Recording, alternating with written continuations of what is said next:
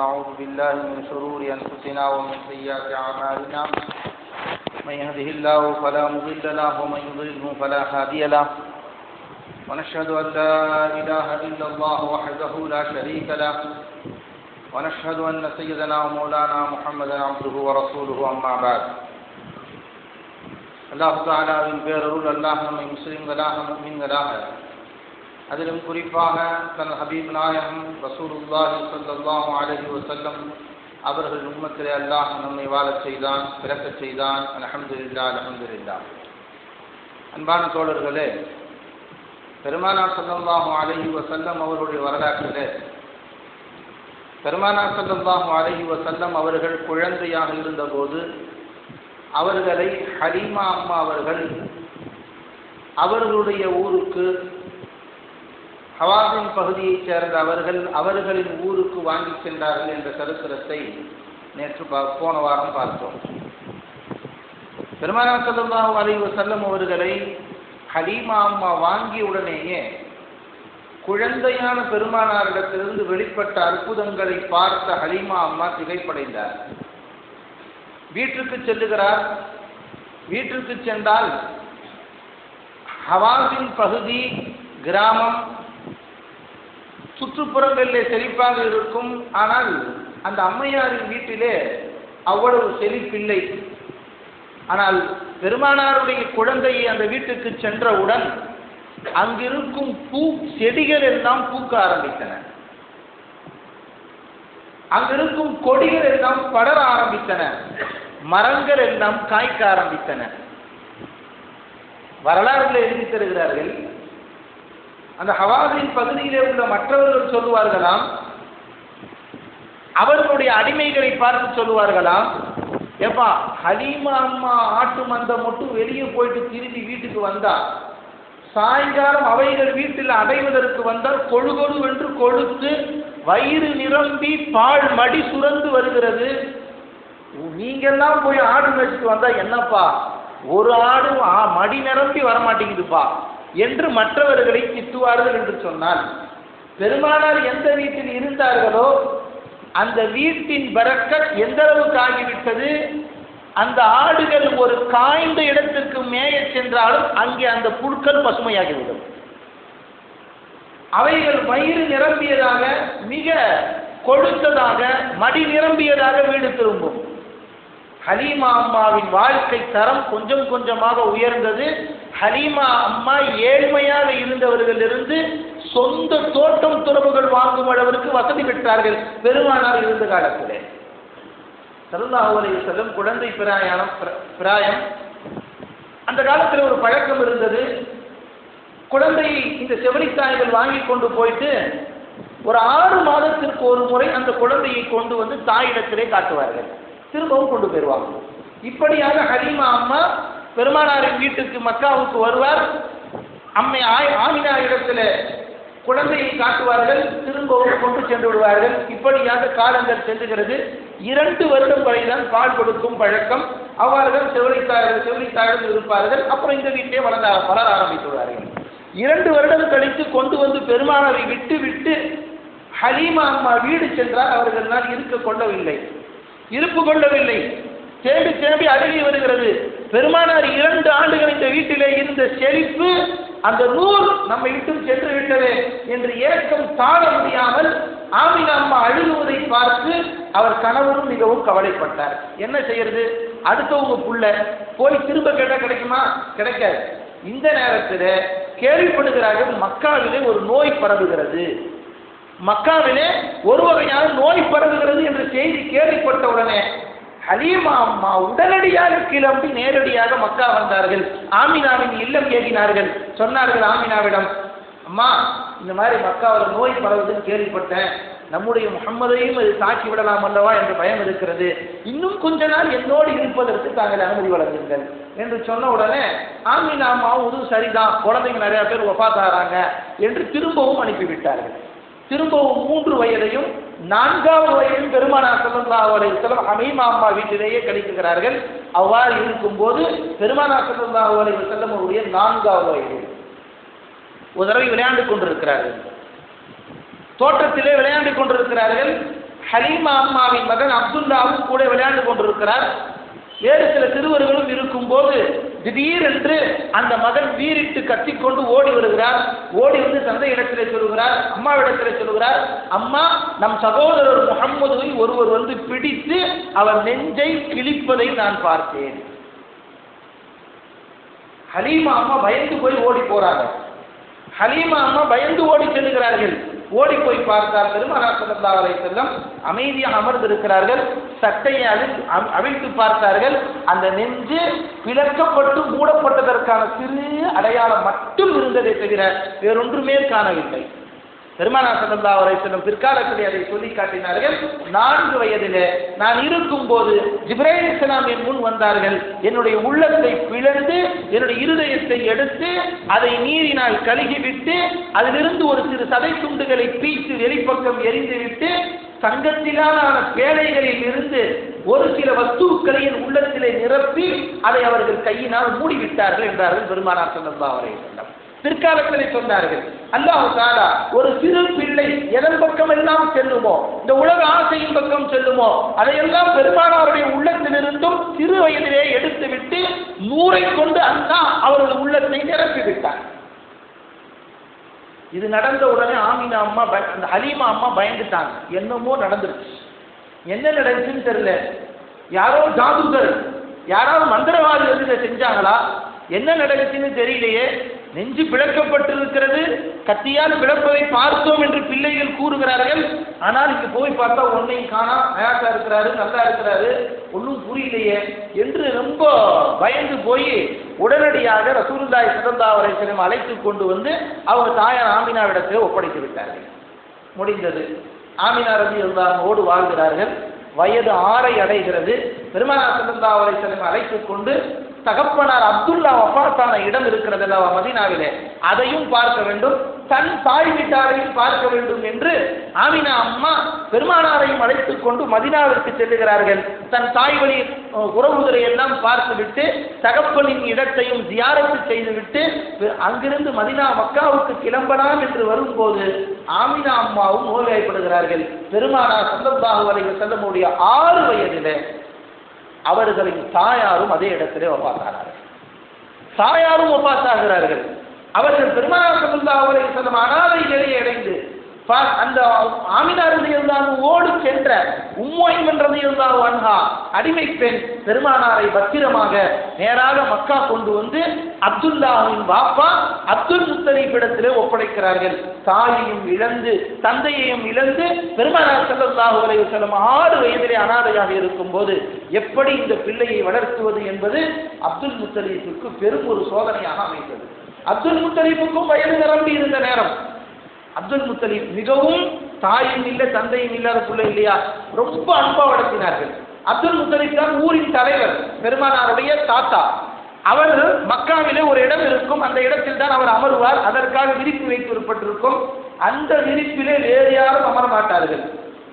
ஆனால் பெருமானார் ஸல்லல்லாஹு அலைஹி வஸல்லம் ஓடி வந்து அமர்ந்தால் மற்றவர்கள் விரட்டினால் கூட அப்துல் முத்தலிப் சொல்வார், இந்த பிள்ளையை விரட்டாதே, இந்த பிள்ளை பின்னால் பெரும் ஒரு நபராக வருவார் என்று நான் நினைக்கிறேன், எனவே அந்த பிள்ளை அதிலே அமரட்டும் என்று சொல்லுவார்கள். மிக அன்பாக வளர்த்தினார்கள். அதுவும் 1-2 காலங்கள் தான் இருந்தது. பெருமானாரின் 8 வயது வந்தபோது அப்துல் முத்தலிப்பின் மரணத்தருணம் வருகிறது. இப்பொழுது என்ன செய்வது என்று அவருக்கும் தெரியவில்லை. செச்சாமாருங்க தான் இருக்கிறாங்க. இப்ப என்ன செய்தார்கள், பெருமானார் ஸல்லல்லாஹு அலைஹி வஸல்லம் அவர்களை தன் பக்கத்தில் வைத்துக் கொண்டு அனைத்து செச்சாமாருங்க 11 பேரை அழைத்து கூப்பிடுகிறார்கள். கூப்பிட்டு சொன்னார்கள், யாரு இந்த புள்ளையை எடுத்துக்கொள்வது, உங்கள் கடைசி தனது அப்துல்லாவின் மகனை வளர்ப்பின் பொறுப்பை யார் எடுத்துக் கொள்வது என்று சொன்னபோது 2 பேர்கள் முன் வந்தார்கள்.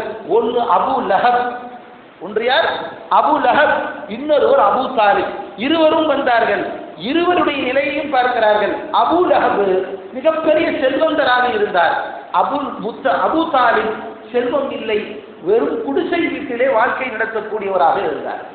இருவரும் தன் மகன்கள் தான். 2 பேரையும் முன் வந்து நாங்கள் வளர்க்கிறோம் என்று சொன்னபோது பெருமானார் ஸல்லல்லாஹு அலைஹி வஸல்லம் கடைசி நேரத்தில் யாரிடத்தில் ஒப்படைப்பது என்ற பிரச்சனை வருகிறது.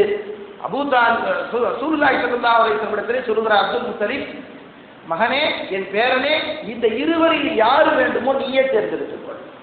இருவரில் யார் வேண்டுமோ நீயே தேர்ந்தெடுத்துக்கொள் என்று சொன்ன உடனே பெருமானார் ஸல்லல்லாஹு அலைஹி வஸல்லம் இருவரும் மூஞ்சியையும் மாறி மாறி பார்த்து விட்டு நேரடியாக ஓடி சென்று அபூ தாலிபின் காலை கட்டியணைத்துக் கொண்டார்கள். அபூ தாலிப் ரலியல்லாஹு அன்ஹு அன்றிலிருந்து பெருமானாருக்கு அவர்கள் பராமரிப்பில் வந்தார்கள். அப்துல் முத்தலிப் மரணமடைகிறார். அபூ தாலிப் வருகிறார்கள். பெருமானார் ஸல்லல்லாஹு அலைஹி வஸல்லம் அவர்களுக்கு சிரமம் கொடுத்து விடக் கூடாது என்பதற்காக 9-10 வயதிலேயே அபூ தாலிபின் ஆடு மேய்க்கும் வேலையை செய்தார்கள்.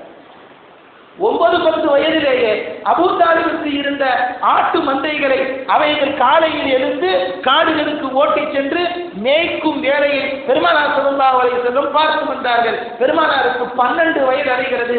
அபூ தாலிப் அவர்கள் மிகவும் கஷ்டத்திலே இருக்கிறோம், ஏழ்மையில் இருக்கிறோம், சற்று சிறிய தேசம் சென்றாவது வியாபாரம் செய்து பொருளீட்டலாம் என்பதற்காக வியாபாரத்தை எடுக்கும் போது மகனார் ரசூலுல்லாஹி ஸல்லல்லாஹு அலைஹி வஸல்லம் நேரடியாக சிறிய தந்தை அபூ தாலிபிடத்தில் சென்றார். சொன்னார்கள், நானும் வருகிறேன் வாப்பா, நானும் வருகிறேன். நீங்கள் கஷ்டப்படும் அந்த நேரத்திலே உங்கள் பிரயாணத்திலே நானும் கூட இருந்து உங்களோடு உதவி செய்ய ஆசைப்படுகிறேன், வியாபாரத்தை கற்றுக்கொள்ளவும் செய்கிறேன், என்னையும் அழைத்துச் செல்லுங்கள் என்ற உடனே பெருமானாரையும் அழைத்துக் கொண்டு 12 வயதிலே அபூ தாலிப் அவர்கள் செல்லுகிறார்கள் சிரியாவை நோக்கி. பயணம் தொடர்ந்து கொண்டிருக்கிறது. புஸ்ரா என்ற நகரம் வருகிறது. அந்த இடத்திலே சென்றவுடனே அங்க புகைரா என்ற ஒரு துறவி இருக்கிறார். இவர்கள் எல்லாம் அங்கே தங்கி சாப்பாடு ஆக்கிட்டு இருக்கிறாங்க. அதை பார்த்தவர் அந்த புகைரா இப்படியே அந்த சின்ன பையனையே பார்த்துக்கிட்டே இருந்தார். ஏன்னா இந்த சின்ன பையனை ரொம்ப வேடிக்கை பார்க்குறீங்களே என்னன்னு இல்லை, அந்த பையனை கூட்டுவாங்க. அவன் பையனை கூட்டு வந்தார்கள். பெருமானார் ஸல்லல்லாஹு அலைஹி வஸல்லம் ஒரு மரத்தின் அடியிலே அமர்ந்திருந்தார்கள். பெருமானார் ஸல்லல்லாஹு அலைஹி வஸல்லம் ஒரு மரத்தின் அடியிலே அமர்ந்திருந்தார்கள். அவர் அப்படியே பார்த்துட்டே இருந்துட்டு கூப்பிட்டாங்க. அபூ தாலிபும் வந்தார், அந்த பையனும் வந்தார். இவர் யார்? உங்களுடைய தம்பியின் மகனா என்று கேட்கிறார். ஆமா, ஏன் தம்பி மகன் தான், உங்களுக்கு எப்படி தெரியும்? ஆம், இவர் பிற்காலத்தில் நபியாக வருவார். ஏனென்றால் இந்த மரம் இருக்கிறது அல்லவா, இந்த மரம் நபிமார்கள் முந்தைய நபிமார்கள் உட்கார்ந்த மரம். இந்த மரத்திலே நபிமார்களை தவிர வேறு யாரும் ஓய்வெடுத்ததில்லை. அந்த மரத்திலே அவர் அமர்ந்திருக்கிறார் என்றால் இவரும் ஒரு நபியாகத்தான் இருக்க வேண்டும். நான் முந்தைய வேதங்களை படித்திருக்கிறேன், இவருக்கு நிறைய சோதனைகள் வரும் என்றெல்லாம் அவர் அங்கே சொல்லிவிட்டு இன்னொரு கட்டத்திலே ஒரு சில விவாதத்திலே இப்படியும் சொல்லுகிறார்கள். வந்தவர்கள் கேட்டார்களாம், அபூ தாலிப் கேட்டாராம், நீ இவர்தான் நபி என்பதற்கு என்ன ஆதாரம் வைத்திருக்கிறாய் என்று கேட்டவுடனே, அப்படியா, நான் பார்த்தேன், இவர் எங்கெல்லாம் செல்லுகிறாரோ அந்த இடத்திலெல்லாம் நிழல் மேகங்கள் கொடுப்பதை நான் பார்த்தேன் என்று சொல்லிவிட்டு உங்களுக்கு தத்துவமாக நிரூபிக்கிறேன் என்று அந்த பாதிரியார் என்ன செய்கிறார்? மரத்தில் இந்த பக்கம் வெயில் அடித்துக் கொண்டிருக்கிறது, இந்த பக்கம் தான் மரத்தில் நிழல் விழுவும், இங்கே வெயில் அடிச்சா இங்கே நிழல் விழுகும் அல்லவா. இவர் என்ன செய்தார்? பெருமானார் ஸல்லல்லாஹு அலைஹி வஸல்லம் இந்த இடத்திலே ஒரு மரத்தின் கீழ் அமர வைத்து விட்டு இந்த பக்கம் அமர வச்சுட்டு மக்களை எல்லாம் இந்த பக்கம் நிழலே நிற்க வைத்து விட்டு பெருமானாரை வெயிலின் பக்கம் நிற்க வைத்தார்கள். மரம் அப்படியே சாய்ந்து பெருமானாருக்கு நிழல் கொடுத்தது. அப்படியே மரம் சாய்ந்து பெருமானாருக்கு நிழல் கொடுத்தது. இதை பார்த்து விட்டு சொன்னார்கள், பார்த்தீர்களா, இதுதான் பெருமானார் பிற்காலத்து நபியாக வருவார் என்பதற்கு அடையாளம். சிறிய தேசம் நீங்கள் கூட்டிச் சென்றால் யகூதிகள் நசராக்கள் அங்கே இருக்கிறார்கள், இவரை அறிந்து கொள்வார்கள். நிறைய உதாரணங்களை, நிறைய முன்னறிவிப்புகளை யகூதியான அவர்களிடத்திலும் இருக்கிறது, நசராக்களிடத்திலும் இருக்கிறது. இஞ்சிலேயும் அல்லாஹ் சொல்லி இருக்கிறான், தௌராத்திலேயும் அல்லாஹ் சொல்லி இருக்கிறான். எனவே இவர்கள் கொன்று விடக்கூடும், இவரை கொலை செய்து விடக்கூடும். எனவே உடனடியாக நீங்கள் திரும்பி அனுப்பிவிடுங்கள் என்று சொன்ன உடனே அதற்கு அபூ தாலிப் அவர்கள் பயந்து விட்டு ஒரு சில வாலிபர்களை கொண்டு 12 வயது பாலகரை திரும்பவும் மதீனாவிற்கு அனுப்பிவிட்டார்கள். பெருமானார் ஸல்லல்லாஹு அலைஹி வஸல்லம் மதீனாவிலே தன் வாழ்க்கையை தொடர்கிறார்கள். 17 வயது வருகிறது. பெருமானார் ஸல்லல்லாஹு அலைஹி வஸல்லம் 17 வயதிலே சமூக சேவகராக வருகிறார்கள். பெருமானார் ஸல்லல்லாஹு அலைஹி வஸல்லம் அவர்களை பற்றி காபிராக இருந்தவர்கள் சொல்லும் போது சொல்லுகிறார்கள், நாங்கள் பெருமானாரை சிறு வயதிலிருந்தே, அவர் வாலிப பருவத்தை எட்டிய வயதிலிருந்தே அல் அமீன் அஸ்ஸாதிக் என்ற பெயரை கொண்டு அழைப்போம். ஏன் பெருமானார் ஸல்லல்லாஹு அலைஹி வஸல்லம் வாழ்நாளில் பொய் வைத்ததே இல்லை. பெருமானார் ஸல்லல்லாஹு அலைஹி வஸல்லம் சாதிக்காக உண்மையாளராக வாழ்ந்தார்கள். அல் அமீன் பாதுகாப்பாளராக வாழ்ந்தார்கள். அவரிடத்திலே கொண்டு போய் ஒரு பொருளை ஒப்படைத்தால் அந்த பொருள் அப்படியே இருக்கும். எத்தனை நாட்கள் செய்து கேட்டாலும் அதை அப்படியே திருப்பி கொடுக்கக்கூடிய அமானிதத்தை பாதுகாக்கக்கூடிய அமீனாகவும் பெருமானார் ஸல்லல்லாஹு அலைஹி வஸல்லம் இருந்தார்கள். 17 வயதிலே பெருமானார் ஸல்லல்லாஹு அலைஹி வஸல்லம் ஹிஸ்புல் புலூர் என்ற ஒரு சமூக அமைப்பிலே தன்னை இணைத்துக் கொண்டார்கள். தன்னை இணைத்துக் கொள்கிறார்கள். இணைத்து அந்த சமூக சேவையை ஈடுபடுகிறார்கள். பெருமானார் ஸல்லல்லாஹு அலைஹி வஸல்லம் அந்த நேரத்தில் ஆற்றிய செயல்கள் நிறைய சொல்லப்படுகிறது. பெருமானார் ஸல்லல்லாஹு அலைஹி வஸல்லம் எளியவர்கள் யாரேனும் பாதிக்கப்பட்டால் அவர்களுக்கு உதவி செய்வார்கள். யாராவது கடுமையான சுமையை தூக்கி கொண்டு சென்றால் உடனடியாக பெருமானார் வாங்கி தன் தலையிலே சுமப்பார்கள். யாராவது அநீதம் இழைக்கப்பட்டு விட்டால், வெளியூர் வாசிகள் இந்த ஊருக்கு வந்து அவரிடத்தில் யாராவது அநீதம் இழைக்கப்பட்டு விட்டால், வியாபாரத்தில் மோசடி நடந்து விட்டால் உடனடியாக தன் நண்பர்களை எல்லாம் அழைத்துக் கொண்டு மோசடி செய்தவரிடத்திலே சென்று நியாயம் வாங்கி இந்த நபருக்கு கொடுக்கக்கூடியவர்களாகவும் பெருமானார் ஸல்லல்லாஹு அலைஹி வஸல்லம் அவர்கள் இருந்தார்கள். இப்படி பெருமானார் சிறு வயதிலே எங்காவது அவர்கள் வெளியே வீட்டை விட்டு கிளம்பினார். வீட்டை விட்டு வெளியே கிளம்பினால் சும்மா வெளியே வர மாட்டாங்க. வெளியே வந்த உடனேயே பெருமானார் ஸல்லல்லாஹு அலைஹி வஸல்லம் உரக்க கூறுவார்கள், முஹம்மது கடை தெருவுக்கு செல்கிறார், முஹம்மது கடை தெருவுக்கு செல்கிறார், யாருக்கேனும் ஏதேனும் வேண்டும் என்றால் இவரிடத்திலே சொல்லுங்கள் வாங்கி வருவார் என்று உரக்க சொல்லுவார்கள். விதவைகளின் வீடு எது என்று அந்த ஊரிலே கணக்கெடுத்து வைத்திருந்த பெருமானார் ஸல்லல்லாஹு அலைஹி வஸல்லம் ஒவ்வொரு நாளும் அந்த வீட்டு கதவை தட்டி, தாயாரே உங்களுக்கு ஏதாவது தேவை இருக்கிறதா சொல்லுங்கள், நான் வாங்கி தருகிறேன். ஒவ்வொரு மொத்த ஊரிலே மக்காவிலே எத்தனை விதவைகள் இருந்தார்கள், அவர்கள் வீடு எது எது என்பதை பெருமானார் அறிந்து வைத்து அவர்கள் 17 வயதிலிருந்தே பெருமானார் ஸல்லல்லாஹு அலைஹி வஸல்லம் அவர்கள் சமூக தொண்டாற்றக்கூடியவர்களாக வாழ்ந்தார்கள். பெருமானார் ஸல்லல்லாஹு அலைஹி வஸல்லம் வாழ்க்கை நகர்ந்து கொண்டே இருக்கிறது. 25 வயதை அடைகிறார்கள்.